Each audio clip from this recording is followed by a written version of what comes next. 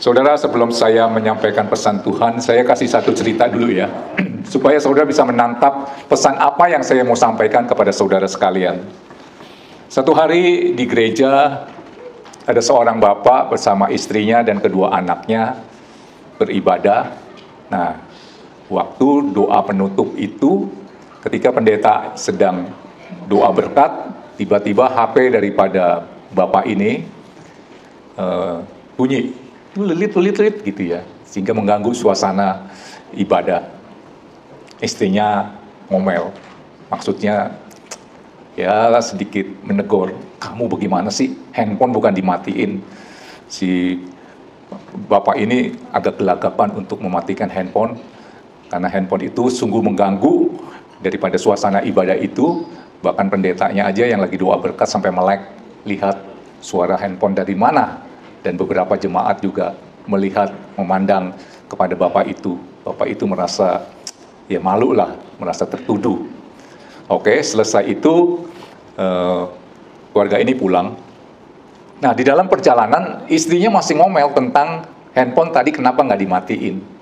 Jadi si bapak itu merasa jadi terhakimi, cuman gara-gara handphone akhir yang bunyi gitu ya. Akhirnya sampai di rumah si bapak itu jadi pusing kepala. Kenapa? Ya dia merasa bersalah, handphone gak dimatiin, bunyi dan mengganggu suasana ibadah, sehingga bapak pendetanya aja sampai melek dan beberapa jemaat memandang dia. Dia merasa terhakimi. Nah, malam itu dia pusing kepala dengan persoalan yang kelihatannya sederhana. Dia pergi ke klub malam untuk minum-minum bir, untuk melupakan masalah yang tadi pagi dianggapnya memalukan. Nah, waktu dia minum bir itu tanpa disengaja, gelas itu yang ada birnya itu tersenggol oleh dia, jatuh dan pecah. Dan apa yang terjadi? Datanglah pelayan bar itu berkata, nggak apa-apa pak, sambil memberi satu kain untuk membersihkan baju yang terciprat oleh bir tadi ya, sambil membersihkan serpian beling atau gelas yang pecah itu. Nggak berapa lama datanglah manajer daripada bar itu sambil memeluk kepada bapak ini. Nggak apa-apa pak, siapa sih yang nggak pernah bersalah? Tenang aja pak, sambil membawa minuman ganti. Sudah tahu, sejak itu bapak itu tidak pernah absen untuk tidak hadir di bar itu. Hampir tiap hari dia merasa ada penghiburan, ada pengakuan, merasa dihargai. Dan saudara tahu, sejak itu bapak ini tidak mau pernah lagi injak gereja. Nah, khotbah saya temanya adalah virus iman, ya. Terkadang iman itu harus bertumbuh di suatu tempat seperti di gereja, persekutuan doa, atau kul. Justru di tempat itulah iman seseorang itu jadi kandas. Contoh yang tadi, harusnya di gereja, iman si bapak ini harus bertumbuh. Justru karena di gereja itu dia jadi, imannya jadi melempem. Saudara tangkap ini ya. Nah, saya menyelidiki ya, banyak orang yang dulu belum pelayanan, imannya oke banget. Oke, bagus. Tapi begitu dia terlibat dalam pelayanan, terjadi gesek sana, gesek sini, imannya justru melempem. Pernah ada yang seperti itu? Ya. Nah, padahal di dalam kekristenan yang diperlukan itu iman. Saudara boleh bilang cinta Tuhan, tapi tanpa iman, itu tidak berkenan di hadapan Tuhan. Karena apa? Coba keluarkan Ibrani 11 ayat 6. Ibrani 11 ayat 6. Tetapi tanpa iman, tidak mungkin orang berkenan kepada Allah, sebab barang siapa berpaling kepada Allah, ia harus percaya bahwa Allah ada, dan bahwa Allah memberi upah kepada orang yang sungguh-sungguh mencari Dia.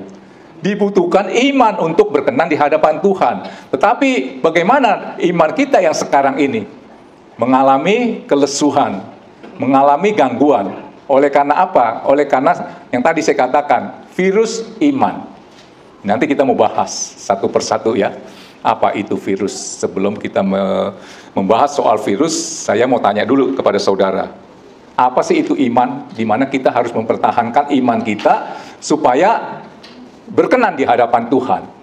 Sebagian akan berkata, Iman itu percaya kepada Tuhan ya, percaya adanya Tuhan. Coba keluarkan dulu sebentar, Ibrani 11 ayat 1. Ayo keluar.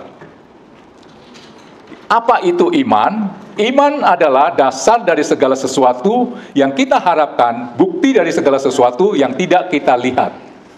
Saya simpulkan, sederhanakan ayat ini. Iman adalah kemampuan untuk melihat satu benih pohon untuk bisa menjadi sebuah mimbar. Suruh tangkap ini. Ini mimbar kan berasal dari kayu. Kayu itu berasal dari pohon. Pohon itu berasal dari benih.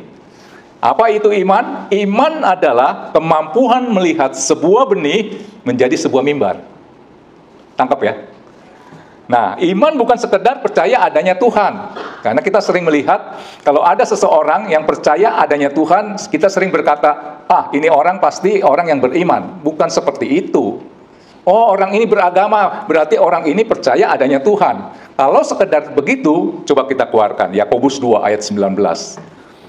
Setan pun juga percaya adanya Tuhan. Jadi kalau saudara sebagai orang Kristen, beragama Kristen, imannya percaya adanya Tuhan, saudara akan menjadi orang yang rugi besar. Kita sering lihat, orang itu beragama. Apa tuh artinya? Orang yang beragama, percaya adanya Tuhan. Kalau hanya sekedar itu, saudara coba baca ini. Yakobus 2 ayat 19, engkau percaya bahwa hanya ada satu Allah saja, itu baik. Tetapi setan-setan pun juga percaya akan hal itu dan mereka gemetar. Kita percaya adanya Tuhan gak gemetar. Nah, yang di dalam kekristenan, yang dituntut bukan iman seperti itu. Iman yang seperti apa? Iman yang percaya kepada janji Tuhan. Makanya iblis serang iman seseorang adalah saudara meragukan janji Tuhan. Orang yang hidupnya bisa tenang adalah orang yang mampu melihat dan memegang janji Tuhan. Pasti hidupnya tenang. Walaupun keadaannya tidak baik, tapi yang dia pandang, yang dia lihat janji. Maka hidup orang itu akan ada ketenangan. Dan iblis suka menggerecoki kita. Jangan percaya. Dia mah pendeta bisa ngomong seperti itu, dia aja nggak ngerasain. Saudara pernah diintimidasi seperti itu nggak? Nah, saudara harus tangkap. Iman itu apa? Iman yang dituntut dalam kekristenan adalah iman yang percaya kepada janji Tuhan. Kembaliin ke ayat yang 6 itu tadi. Ibrani 11 ayat 6. Saya baca ulang ya. Tetapi tanpa iman tidak mungkin orang berkenan kepada Allah. Sebab barang siapa berpaling kepada Allah, ia harus percaya bahwa Allah ada, belum cukup. Nah, saudara perhatikan ini.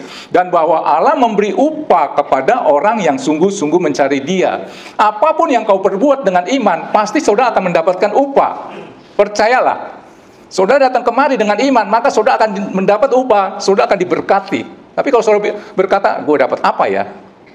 Nggak percaya kepada janji Tuhan, saudara rugi. Tangkap ini.